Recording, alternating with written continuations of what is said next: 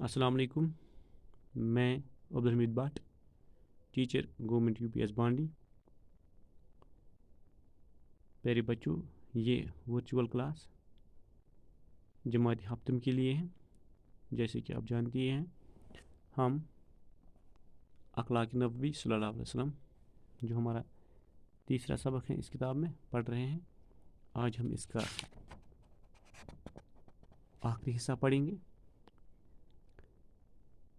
तो हम यहाँ पे मोहसिन इंसानियत हज़रत मोहम्मद सल्लल्लाहु अलैहि वसल्लम की सीरत पाक पढ़ रहे हैं। उनकी अजीम और बुलंद अखलाक के बारे में पढ़ रहे हैं। उनकी पूरी ज़िंदगी जो है, उनकी पूरी सीरत जो है, वो आला और बुलंद अखलाक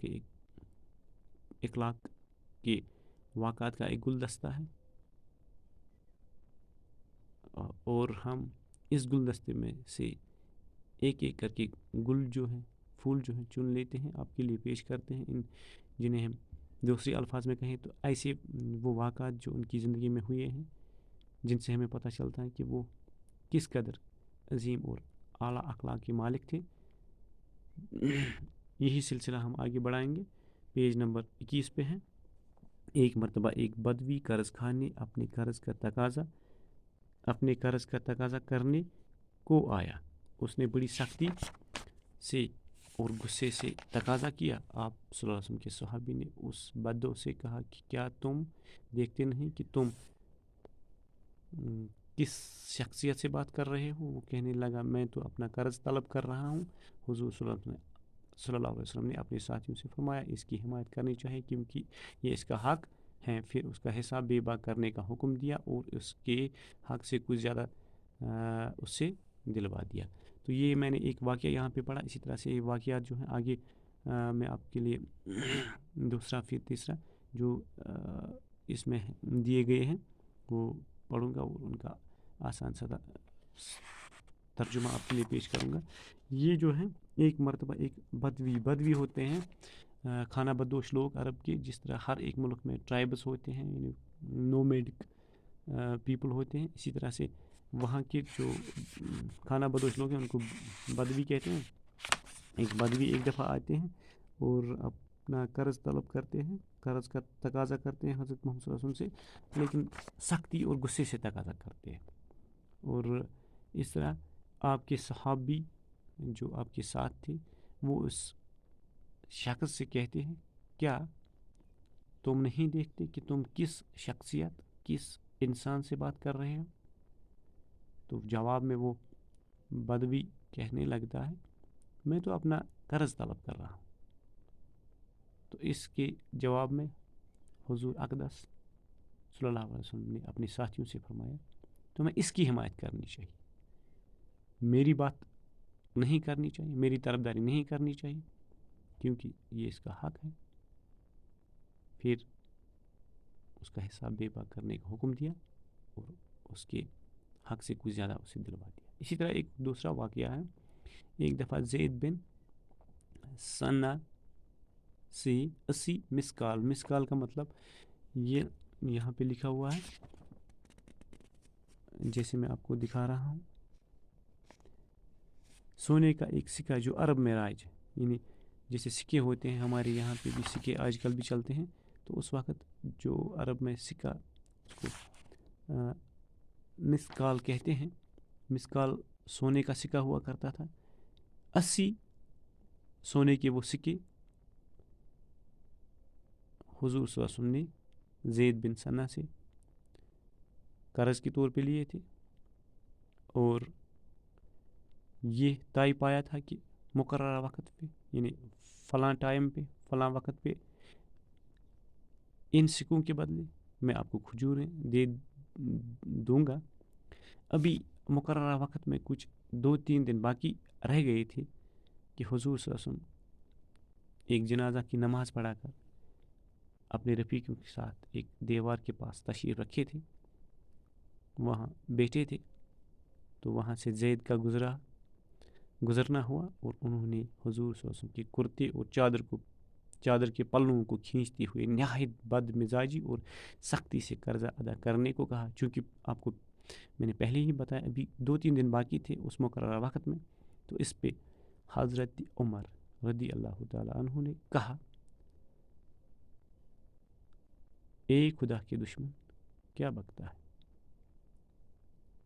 خدا کی قسم مجھے حضور سے اندیشہ نہ ہوتا تو تیری گردن اڑا دیتا. یعنی حضور صلی اللہ علیہ وسلم کے اندیشے نے مجھے رکایا، مجھے روکا، نہیں تو تیری گردن میں اڑا دیتا. یعنی حضرت عمر جو ہیں وہ زید سے مخاطب ہو کے یہ باتیں کہتے ہیں. لیکن دیکھیے ہمارے حضور صلی اللہ علیہ وسلم کے اعلیٰ اخلاق، پیکر اخلاق. حضور نے حضرت عمر کو سمجھایا اور کہا کہ اس موقع پہ، ایسے موقع پہ تمہیں چاہیے تھا کہ ایک طرف مجھے حسن و خوبی سے اس کا قرضہ ادا کرنے کو کہتے اور دوسری طرف اس شخص کو بہتر طریقے سے تقاضا کرنے کی نصیحت کرتے. اس نے سمجھایا حضرت عمر کو کہ آپ کو چاہیے تھا ایک طرف مجھے یہ کہتے کہ آپ اپنا قرض جو ہے، اپنا حساب جو ہے وہ بے باک کر دیجئے، اس کے جو بھی آپ کے ساتھ معاملات ہیں وہ آپ کر دیجئے حسن و سلوک کے ساتھ، حسن و خوبی کے ساتھ، اور دوسری طرف اس شخص کو بھی طریقہ اور سلیقہ سکھاتے قرض کا تقاضا کرنے کی. اور پھر فرمایا حضور صلی اللہ علیہ وسلم نے جا کر اس کا حساب کر دو اور ڈانٹنے کے بدلے میں کچھ زیادہ ہی کھجوریں دے دو. اسی طرح سے ایک اور مشہور واقعہ ہے، ایک بڑھیا کا معمول تھا کہ وہ حضرت محمد صلی اللہ علیہ وسلم جب بھی حضرت محمد صلی اللہ علیہ وسلم اس کے گھر کے سامنے سے گزرتے وہ اپنا وہاں پہ وہ گھر کی صفائی کر کے رکھتی تھی اور وہ کوڑا کرکٹ فضلہ جو کچھ اس کو ملتا تھا وہاں سے وہ جمع رکھتی تھی اس کو، تو حضرت محمد صلی اللہ علیہ وسلم کے اوپر پھینکتی تھی. ایک روز اس معمول میں فرق آیا تو حضور صلی اللہ علیہ وسلم وہاں رکے اور معلوم کیا کہ آج اس بڑھیا نے مجھ پہ یہ کوڑا کرکٹ کیوں نہیں پھینکا. تو آپ صلی اللہ علیہ وسلم کو معلوم ہوا کہ وہ بڑھیا بیمار ہیں. آپ صلی اللہ علیہ وسلم اس کو دیکھنے اور حال پوچھنے جاتے ہیں، اور بڑھیا نے جب حضور کو اپنے گھر میں پایا اور بڑھیا کو حضور کی اس برتاؤ کا ایسا اثر ہوا کہ وہ مسلمان ہو گئی. یعنی آپ صلی اللہ علیہ وسلم پر ایمان لے آئی. ایمان لے آنا کا مطلب ہوتا ہے مسلمان ہونا. الغرض آپ صلی اللہ علیہ وسلم کی حسن اخلاق اور بے نظیر حسن سلوک اور بے نظیر اخلاق اور رحم و کرم کے فیض سے وہ بھی معروم نہیں رہے جنہوں نے آپ صلی اللہ علیہ وسلم کو زندگی بھر تکلیف پہنچائی، ستایا.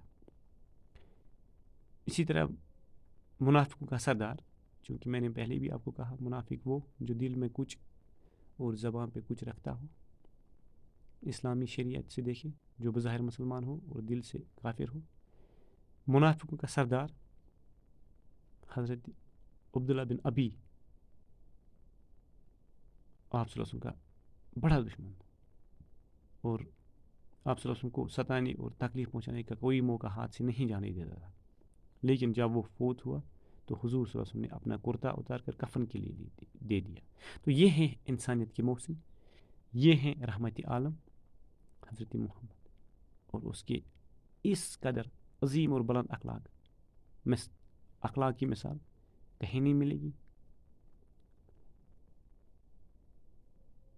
اس طرح سے ہمارا لیسن جو ہے مکمل ہوتا ہے. انشاءاللہ کل کسی اور موضوع کے ساتھ آپ کے سامنے ہوں گے. خدا حافظ.